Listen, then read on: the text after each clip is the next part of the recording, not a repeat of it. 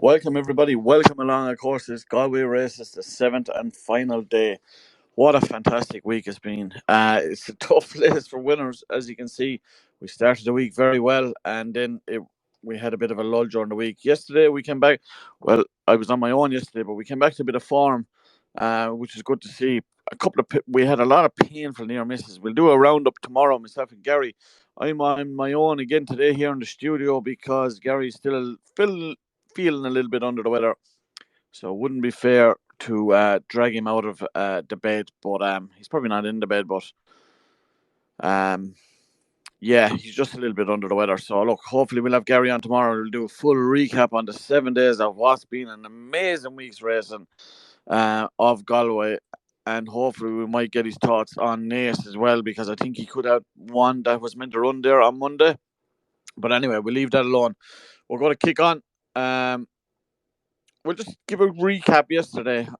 The first race was the maiden hurdle. Of course, I tipped Rack all by, went out, made the run, and thought was doing enough out in front, and finished a very gallant second. Absolutely suckered in defeat by the emphatic winner that was in franchise for Shark Hannon and Dalligedigan. Of course, Dalligedigan's been the find of the week. We were happy enough to be on him on his first winner of the week, so the future is bright for that young jockey. Rathgall by definitely want to take out the race, even though I finished second. He was very keen early on, and in that ground, I just thought done enough out in front. So yeah, he's definitely one for the future. Rathgall by. Then we went to the Biosports Handicap listed hurdle. Of course, Bugs Moran was our selection. A very painful 3/4 of a length second again in that race. So hit the crossbar again. But at 8-1, I think we tipped him at 9-1. But he finished 17-2. Jack Kennedy, of course, riding for No Mead in the same colours that finished second on Jesse Evans. So horses ran well this week, but just painfully second. We looked all over a winner, but Ambitious Philip pulled out more for Peter Fahey. Sam Ewing, of course, great to see him back after a spell on the sidelines. I think he had two winners this week, so great to see Sam Ewing back. Then I said Navy Seal was going to be unbeatable. It was 1-2, in 1-4. I said take a good one. The only one I could see beating them was Joseph's, and Joseph's finished second. Definitely a nice horse for the future. Looked like he might have stole a little march there. Dylan Brown gave it a cracking ride. I think the forecast paid 170. So yeah, that could have been a bet. That then we actually had a nice winner here, Butler Secret. He was 6-1 when I was talking about him yesterday morning on the preview. Ended up 3-1. They absolutely smashed him. Dylan Brown and Kieran Murphy combined him for their second winner of the week. Beat the warm favourite of Simpson's Paradox with Jessica Harrington back in second. Yeah, so it was great to get those two winners together after the first two near misses. I left the nursery alone, but that was Shamie Heffernan combined with Aidan O'Brien with Portland to give them a double on the card. It looked like David Moran's Jackaroo had the race sewn up and then absolutely hung to his left violently out towards the stand side. Every time Luke hit him, he responded wherever side he hit him with the whip. So, yeah, I think Portland was a lucky winner there. Shamie, very good in him though. Then we went to the 7 furlong handicap, Dragon of Malta for Pat O'Donnell and Colin Keane, 4-1 favourite. Ran out a very good winner there. Our Silken Leader finished in 7th. A little bit unlucky, ran a cracker of a race. Definitely want to take out a race. Then Gary Carroll had a winner for Joseph Murphy with Moncure in the 1.5 mile handicap. What horse did I say in that? I think our selection was a non-runner in that race. And then we went to the final race of the evening. It was the Mayor's National Hunt bumper. We were very sweet on the 12 pins, was backed accordingly into odds on, drifted a little bit towards the off, finished a very disappointing fifth. Just got tired, I think, in that ground. And after that long absence, Charles Burns, of course, Fortunate Lightning, with Ray Barron on board, ran out a 2 3/4 length winner from an 81 shot back in second. Look, we're going to kick on to the final day's action. It's going to be a cracking day's racing. I'm not there now. I'm going to watch it at home again. But it's tough racing again. But so we have some lively outsiders. Hopefully we can do a small little lucky 15 on them. And hopefully we can combine and get one of those big ones over the board. One favourite teed up 4-6 in the first for Emmett in the opportunity handicap hurdle. Loads of non-runners in this over 2 miles. Yeah, 4-6. He's going to take the beating. He won the amateur um race here early in the week and then was second on the flat when Brazil got up late. I'm just going to go for one each way in the race, though. I'm going to go for, if I can find my notes, which have abandoned me again, of course, which is always great. I'm going to go for Gordon Elliott's By Your Side. I just think he has a lot of weight to carry. If he can carry the weight, Danny Gilligan takes the ride. You couldn't have a better rider on board, especially in the opportunity hurdle. So for me, By Your Side 11-1, I'm willing to take a chance each way. I was going through his form. He's rose a lot, but I just think if he can get a nice run around at 11-1, I'd rather take a chance and then 4-6 on teed up. So for me, By Your Side in the first. Then I'm going to kick on to the Kenny Galway handicap hurdle. It's over 3 miles. 23 were declared, but again, we've a host of non-runners in the race. There's plenty of money around for Barry Collins, Call the Tune, and Mikey O'Sullivan on board. One I'm going to give a small bit of a chance with is 5 After Midnight here. Massive price of 50-1 for Philip Rotwell.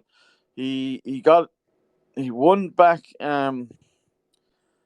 He won in Ballinrobe, and he got a fear. I think he got £9 for that win, but he's been coming back down in the handicap, and I just think he's in off a lovely weight here.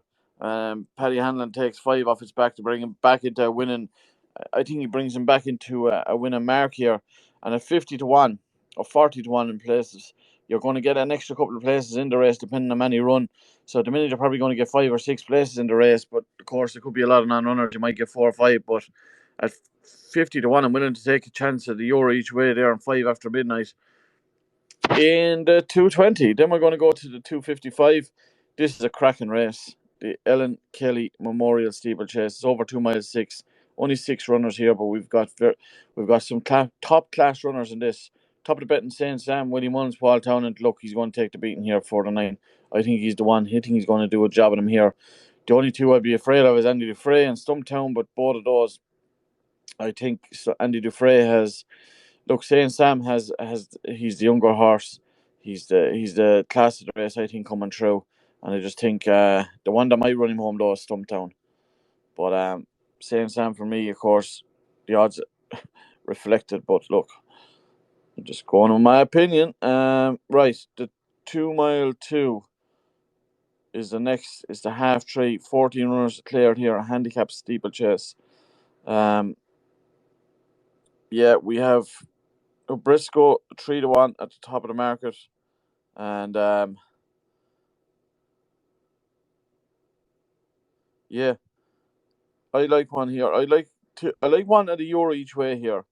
Fighting fit for JP Dempsey. If he can come back to form there from a couple of runs ago, he liked the ground. Um, he loved the ground actually, and I just think that if you take his last 2 or 3 runs out of it, he was a double winner and a second in a very good race. And I think JP, I don't think we know because we backed his first winner of the week, which was his first runner of the week in the colours of JP McManus. An alarm lead is a big drift on him out to 50-1, but I just think at that price, he's a huge, huge price and huge value at that. Gavin Bruder takes 5 off his back as well, which is always valuable with the way the ground is. And the other one I like is Embittered. I just think this Gigginstown runner for Joseph O'Brien has been running around in top class company, and I just think coming in here, Harry Swan yet to have a winner in the week. I don't think he had a winner in the week, but it'd be great to see him leaving with a winner. I just think Joseph's always dangerous in these types of races. So for me, the two I would like each way at 14-1 Embittered and at 50-1 Fighting Fit.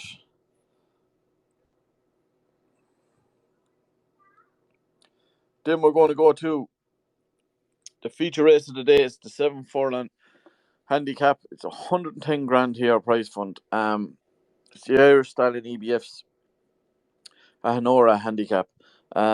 Again, we had 19 declared. We have had one non-runner, and so it'll be one of the reserves don't run. So be just interesting to see. I see Edo McGuinness's first reserve didn't get in, so He's got the third reserve. Maybe he's trying to get him in, so that could be interesting. No more Porter if he gets in. Um, yeah, Dunham for me though takes the beating here. He was third in the big one, the old McDonough handicap on the Tuesday. Natalie Lapini's runner. Dunham 6-1. Plenty of money around it. Says into about 3 or 4 to 1 now, or 4 to 1 now. Going to take the beating. Star 17 is the only thing though. So Billy Lee on board though. You couldn't get a better man on board at the minute. One though for definitely a small bit of a euro each way. Snappatarias again a massive price. Joseph O'Brien, Declan McDonough ran in some good company. Will love the ground, and I just think at 66 to 1, with the way the results are going this week, it wouldn't be a biggest surprise in the world. So Snappataria and Dunham for me in the big handicap. Then we're going to go to the maiden, the 7 furlong maiden at 4:30. There's only one winner here. Stromberg finished second on debut in Leopardstown. Joseph O'Brien, Dylan Brown, McMonigal. Should see Dylan Brown claim the champion flat rider of the week. So not going to spend too much time on that. So for me, Stromberg here in the maiden. Then we're going to go to the extended mile handicap for 3 year olds. It's the 5 o'clock. It's the Ireland West Airport knock handicap.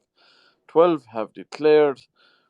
15 to 8 Malbay Madness for M. Mullins. Of course, was second here during the week.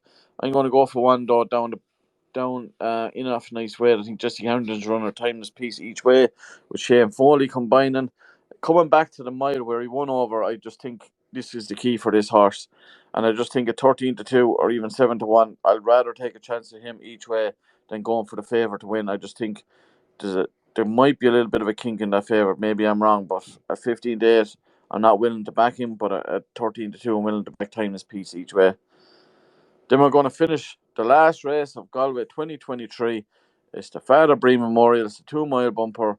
10 were declared. Willie Mullins had the first 2 in the betting, but Aurora Vega does not run. And this all eyes on you ought to know for Paddy and Willie. He will get the job done here, I think. Very impressive on his debut in Killarney. Or Kilbeggan, should I say. Absolutely hosed up, beating a horse of Gordon's who was absolutely smashed it in the day, Croke Park. Beat him by 11 in. So for me, look, Willie will finish the last with a winner here with Paddy combining. You ought to know. And of course, Luke, my man, loves to have winners here, the owner at Galway. So for me, that will finish off what's going to be an amazing festival. We're going to come back, the two of us, tomorrow, absolutely go through the week's race and preview Nace. And look, hopefully we're going to finish the day out with some winners today. Again, we really appreciate the support, the likes, the shares. Keep it going. Yeah, and I will be back with Gary tomorrow morning. So cheers, guys.